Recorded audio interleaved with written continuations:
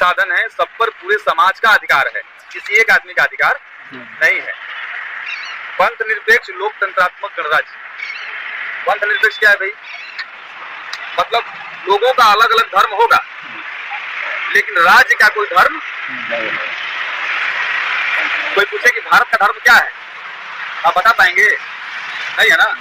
राज्य का अपना धर्म नहीं होगा और राज्य किसी धर्म को विशेष महत्व नहीं देगा। समझ रहे ना?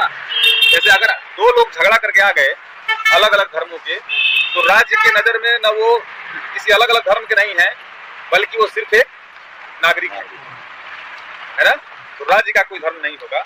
लोकतंत्रात्मक गणराज्य का मतलब आप समझते हैं कि जो लोगों से चुन के आती है सरकार, उसे लोकतंत्रात्मक गणराज्य का मतलब ये भारत का चरित्र इतना होगा। ये हमारा पहला संकल्प बनाने के लिए तथा उसके समस्त नागरिकों को सामाजिक, आर्थिक और राजनीतिक न्याय, इसको देखेंगे तभी समझ आएगा। पूरा फायदा ले लीजिए इसका, बस 10 मिनट और मन लगा दीजिए, उसके बाद मैं खुद ही छोड़ दूंगा। सामाजिक, आर्थिक और राजनीतिक न्याय। सामाजिक न्याय मतलब क्या है? आप ही लोगों ने बताया कि हम नहीं, लिंग, जाति, धर्म के आधार पर कोई भेदभाव नहीं, ये हमारा सामाजिक न्याय है। आप ही ने बताया है ना।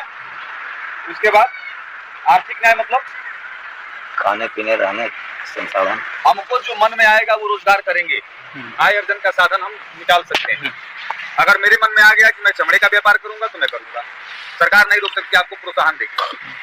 कोई कहेगा कि हम कपड़ा इस्त्री का कार्यक्रम करना चाहते हैं, वो कर लो भाई, इससे कोई रोक टोक नहीं लगाई है। राजनीतिक न्याय मतलब क्या है?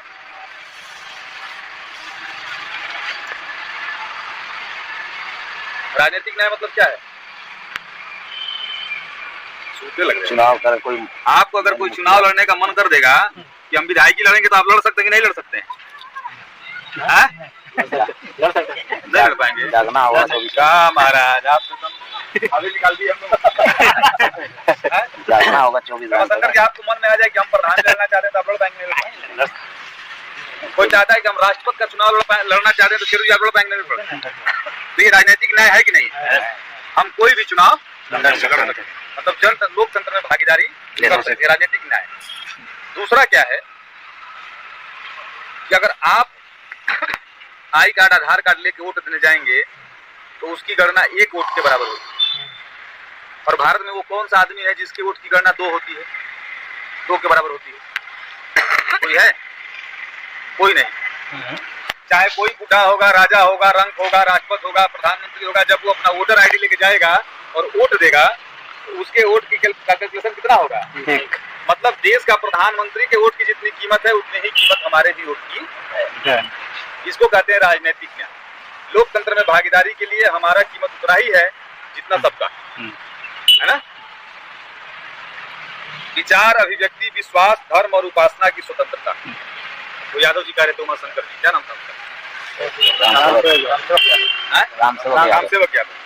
विचार, अभिव्यक्ति, विश्वास, धर्म की उपासना की स्वतंत्रता मतलब हम किसी भी विचारधारा को अपनाने के लिए स्वतंत्र हैं, उपासना के लिए स्वतंत्र हैं, पूजा पाठ के लिए स्वतंत्र हैं, किसी धर्म को अपनाने के लिए स्वतंत्र है ना। प्रतिष्ठा और अवसर की समता मतलब हमारी भी प्रतिष्ठा और हमारा अवसर, हमको भी बराबर का अवसर मिलना चाहिए हर चीज। कोई फार्म निकलता है तो ये नहीं कहा जा सकता कि आप भरिए, आपको नहीं भरने दिया जाएगा। चुनाव में ये नहीं कहा जा सकता कि आप लड़िए, आपको नहीं लड़ने दिया जाएगा। हर जगह आपके अवसर की समता प्राप्त कराने के लिए तथा उन सब में व्यक्ति की गरिमा और राष्ट्र की एकता और अखंडता सुनिश्चित करने वाली बंधुता बढ़ाने के लिए। अब ये बड़ा महत्वपूर्ण है, व्यक्ति की गरिमा। जैसे मैं आपको ये बांट रहा था ना, बात की जैसी था, तो मैं ऐसे लेके जाऊं तो लीजिए, देखिए देखने का अंदाज देखिए, ऐसा लग रहा था कि पटक देंगे मुझे। नहीं, हम चिंतित हो रहे हैं ना कि हमको आप सम्मान पूर्वक हमको नहीं प्रतिष्ठा दे रहे हैं ना। हमको बांटना है, खाना देना है, चावल दाल लीजिए, पैसे खा लीजिए। नहीं खाएंगे? कहाँ नहीं खाएंगे?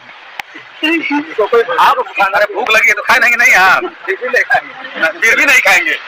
ये मालूम भूख लगी है फिर भी नहीं खाएंगे, इसलिए वो हमारे गरिमा के खिलाफ है।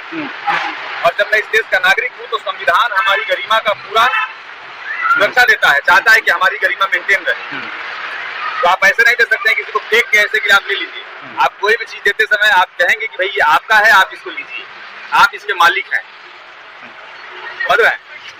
तो ये संविधान ये भी कहता है कि आप केवल देने की बात मत करिए, गरिमा के साथ देने की बात करिए।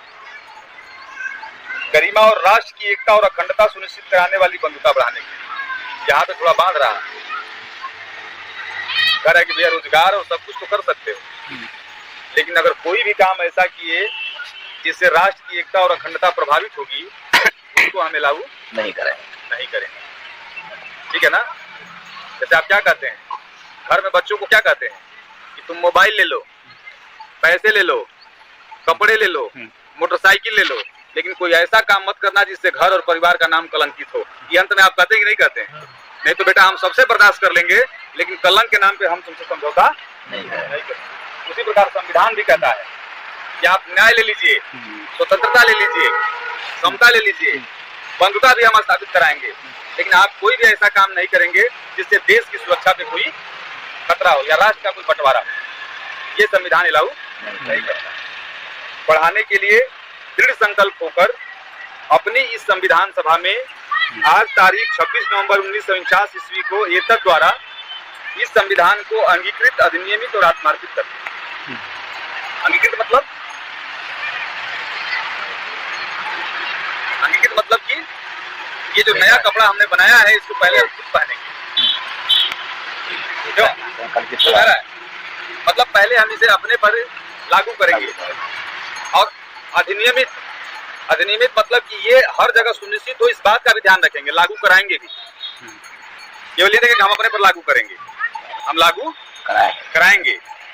और उसके बाद आत्मार्पित, ये हम आपके लिए नहीं कर रहे हैं। ये जो नियम बखान रहे हैं इतने देर से, हमारे संविधान विशेषज्ञों ने कहा कि आपके लिए नहीं है, इससे पहले हम स्वयं आत्मार्पित करते हैं, अपने लिए अर्पित करते हैं। ठीक है? तो ये है संविधान की उद्देशिका का छोटा सा, मतलब मैंने कोशिश किया कि आपके दिमाग में चित्र बने। इसमें कोई सवाल हो सकता है, समझना होता है।